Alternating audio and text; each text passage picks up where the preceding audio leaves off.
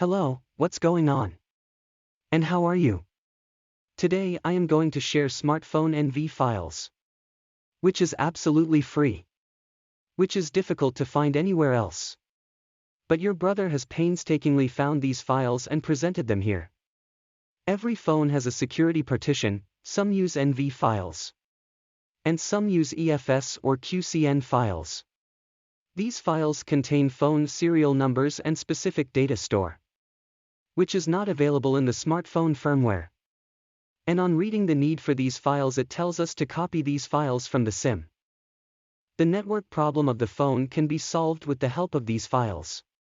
And can repair phone serial numbers like IMEI number and Wi-Fi and Bluetooth serial numbers. Hope you will subscribe this channel. And will like the video. Remember in prayers. Then we met in another video.